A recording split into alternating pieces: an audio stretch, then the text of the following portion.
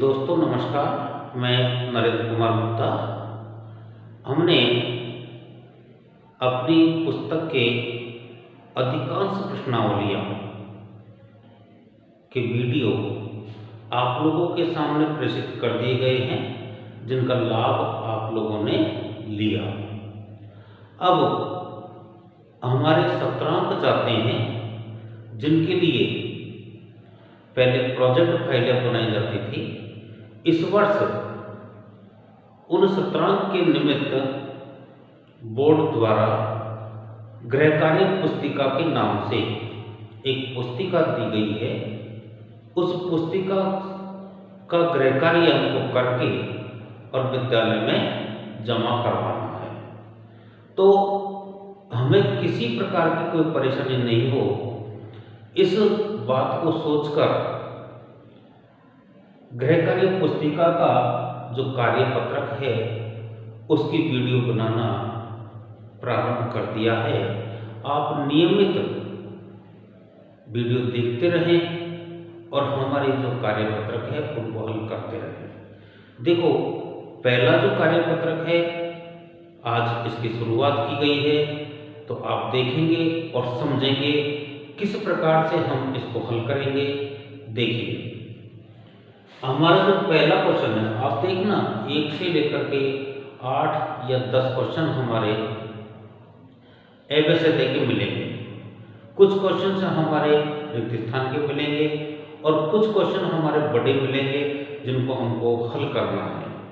तो देखो, सबसे पहले हम यहाँ एबीसीडी वाले जो क्वेश्चन हैं उनको देखते हैं। वैदिक गणित के आद्य संशोधक एवं प्रणेता को माना जाता है। तो हम जब हमारी प्रश्नावली पढ़ेंगे उसकी एक एक लाइन, क्योंकि एबीसीडी एक ऐसी चीज होती है जो एक पंक्ति में से कहीं से भी उठाया जा सकता है, और इसलिए एबीसीडी का जो पोर्शन है, थोड़ा सा जो बालक अच्छी तरह पढ़ते हैं वो ही इसको ठीक प्रकार से कर पाते हैं। तो मेरा सोचना ये है कि आप लोग भी इसको समझें और इनका अध्ययन करें, तो आपके अच्छे अंक भी इस गृहकार्य पुस्तिका में आएंगे ही। इसके साथ साथ जो हमारी लिखित परीक्षा होगी उसमें भी हमारे अच्छे अंक आ सकते हैं। तो देखो, वैदिक गणित के आद्य संशोधक एवं प्रणेता हम किसको मानते हैं, इस बात को ध्यान रखें कि स्वामी भारती कृष्ण तीर्थ जी इस आद्य संशोधक के प्रणेता माने जाते हैं। जो वैदिक गणित है उसका जो निर्माण है वो भारती कृष्ण तीर्थ जी ने किया है। तो यहाँ हमारे पास में एक उत्तर सही है, हमें इसमें एक उत्तर ढूंढना है। अब देखो, मैंने आपको ये बात बताई थी कि एक पंक्ति कहीं से भी उठा करके उससे क्वेश्चन बनाया जा सकता है, इसलिए बारीकी से इसका अध्ययन बहुत जरूरी है। देखो, वैदिक गणित में सूत्रों तथा उपसूत्रों की कुल संख्या होती है। यहां हमारे पास पहले सूत्र है, बाद में उपसूत्र है। तो देखो, इसमें 16 सूत्र और 13 उपसूत्र से मिलकर के हमारी वैदिक गणित का निर्माण किया है। तो उत्तर कौन सा सही होगा? ब। ऐसे जो बी नंबर का क्वेश्चन है, ये हमारे पास जो बी नंबर का भाग है, ये आपका उत्तर हो जाएगा। अब वैदिक गणित में वर्णित सूत्रों तथा उपसूत्रों का वर्णन कौन से वेद में है? तो आप इस बात को जानते हैं कि जब गणित है, गणित की गणना कब होगी? जब कहीं लेन देन का काम होता है। वैसे गणित एक ऐसा विषय है जो प्रत्येक जगह पर बिना गणित के कोई काम नहीं होता है। कहने में भी आता है, कोई व्यक्ति सोच रहा होता है, पता नहीं जाने कौन सी गणित लगा रहा है। ऐसे ही शब्दों का प्रयोग करते हैं तो गणित का हर जगह प्रयोग होता है, लेकिन अर्थ अर्थात लेन देन के बारे में सबसे ज्यादा इसका प्रयोग किया जाता है, तो यहाँ अथर्ववेद इसमें आएगा, जो हमारा बिंदु सी है। क्वेश्चन नंबर 4 है, दो अंकों के योग 10 होने पर, देखो दो संख्याएं, दो अंक हैं, उनका योग 10 हो जाता है, तो 10 होने पर दोनों एक दूसरे के कौन से कहलाते हैं? परम मित्र अंक कहलाते हैं, क्योंकि जब ये दोनों एक साथ जुड़ जाते हैं उनका योग 10 हो जाता है। तो ये जो पोर्शन है, ये जो बिंदु है, ये हमारा माइनस करने के लिए ज़्यादा काम आता है। तो अगला क्वेश्चन, 15 की एकाधिक संख्या होती है।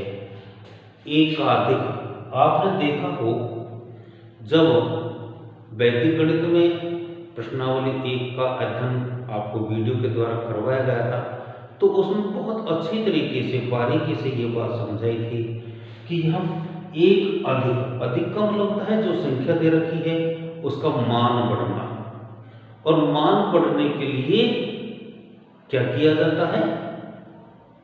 ऊपर, संख्या के ऊपर एक बिंदी लगाई जाती है।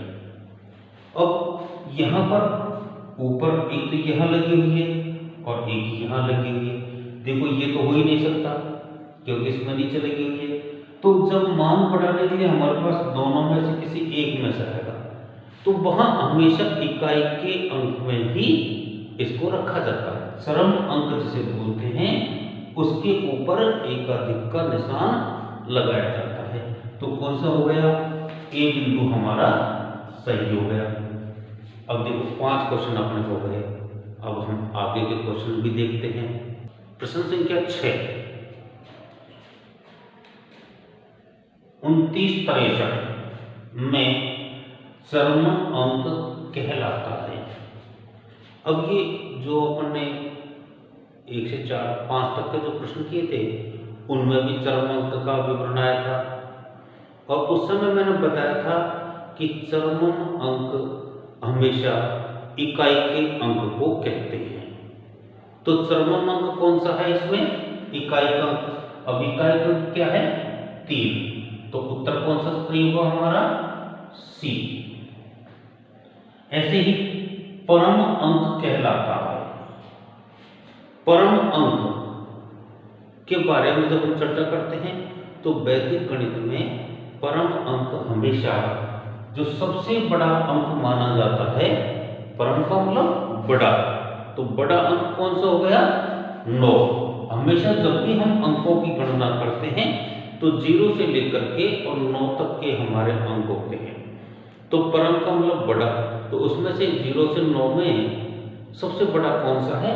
वही परम अंक कहलाएगा। तो ये हमारा सी हो गया। पूर्ण संख्या, पूर्ण का जहां विवरण आता है तो वैदिक गणित में पूर्ण संख्या हम 10 को मानते हैं। तो यहां उत्तर हमारे पास में बी हो गया। अब यहां देखिएगा, ये कह रहा है कि 842 गुणा 853 के गुणनफल के लिए सर्वश्रेष्ठ सूत्र कौन सा होगा? अब हमको पता है गुणा की हमारे पास यहाँ 4 विधि दे रखी है। इन 4 विधियों में से ये बताना है कि कौन सी विधि सबसे अधिक होगी, अच्छी। इसके लिए सबसे अच्छी विधि कौन सी होगी? तो देखो, अगर हम 42 × 53 करते हैं तो एक बड़ा गुणा हो जाता है, और एकाधिक में इसी प्रकार से गुणा करना पड़ेगा, इसलिए एकाधिक तो हमारे पास होगी नहीं। निखिलम में हमारे पास आधार 8 हो गया, बाकी के और विचलन अगर हम देखते हैं तो ये बड़े हो जाते हैं, तो इसलिए ये भी हमारे पास काम में नहीं आएगी। एक यूनियन पूर्वण हमारा आ नहीं रहा, इसमें एक यूनियन पूर्वण हमारा काम आ नहीं रहा, इसलिए हमको क्या करना है? यहाँ पर ऊर्ध्व तिर्यक एक ऐसी विधि है जो सब जगह बहुत अच्छे तरीके से काम आती है। तो ये हमारे पास में डी बिंदु इसका उत्तर हो गया। 15 का घनफल होगा, हल करके भी देख सकते हैं, आपस में घात 3 लगाकर गुणा करके भी देख सकते हैं, और हमारा उत्तर की हम जांच करके और उत्तर की पहचान कर सकते हैं। जहां गुणा करके देखते हैं तो यहाँ 3375 हमारा उत्तर आता है, जो ए। ऐसे आपने देखा कि 1 से 10 तक के जो सवाल है वो हमारे पूरे हो गए। अब इस पत्रक में कुछ रिक्त स्थान भी आएंगे, अपन उनको हल कर लेते हैं, देखते हैं। देखिए, यहाँ कुछ रिक्त स्थानों की पूर्ति भी हमें करनी है। तो दे रखा है ये जो डिब्बे हैं, ये रिक्त स्थान हैं, उनकी पूर्ति मैंने कर रखी है। अब आप इसको समझते हुए चलेंगे। देखो, रिक्त स्थान वह संख्या होती है जो किसी संख्या में से घटाई जाती है। किसी संख्या में से और किसी संख्या को घटाया जाता है, तो वो घटाने वाली जो संख्या होती है उसको हम वियोजक कहते हैं। ये चीज हमारी इस वैदिक गणित के साथ साथ अन्य जगह भी काम आती है। तो क्वेश्चन नंबर 2, संख्या के चरम अंक के अलावा सभी अंक निखिलम अंक कहलाते हैं। अभी हमारे पास में मान लीजिए यहाँ 5, 6, 2, 4 है, तो चरम अंक तो हम 1 या 2 अंकों को मानते हैं। बाकी के जो बचे हुए अंक हैं इनको हम निखिलम अंक कहते हैं। तो ये पंक्ति में संख्या के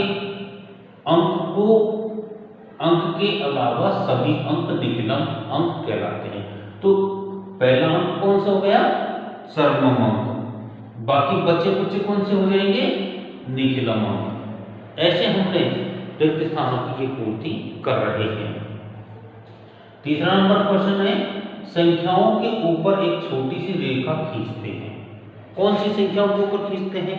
आपने देखा हो कि जैसे यहाँ ये 3 है, इसके ऊपर एक लाइन खींचते हैं, तो इसका मतलब हो गया कि ये माइनस का 3 है, तो इसे हम कौन सी कहेंगे? ऋणात्मक संख्या। और जो ये ऊपर निशान लगाया जाता है इसे विनुकुलम रेखा कहते हैं। नंबर 4, किसी दी हुई संख्या में से आधार या उपाधार को घटाने पर, आधार को घटाओ या उपाधार को घटाओ, तो जो बचता है वो शेषफल हमेशा विचलन कहलाता है। जब हम विचलन ज्ञात करते हैं तो संख्या में से आधार या उपाधार को घटा देते हैं, तो हमारे पास जो बचता है वो हमेशा विचलन कहलाता है। ऐसे ही 5वां नंबर का जो क्वेश्चन है, आधार में जितने शून्य होते हैं उतने ही अंक विचलन में होते हैं। जैसे मान लीजिए हमारे पास आधार में 100 है, तो यहाँ कितनी जीरो आ गई? 2। तो इसका जो विचलन आएगा उसमें 2 अंक आएंगे। जैसे अभी हमारे पास में 104 है, अब 104 का आधार कितना मान लेते हैं? 100, तो विचलन हमारे पास कितना हो जाएगा? 0,4।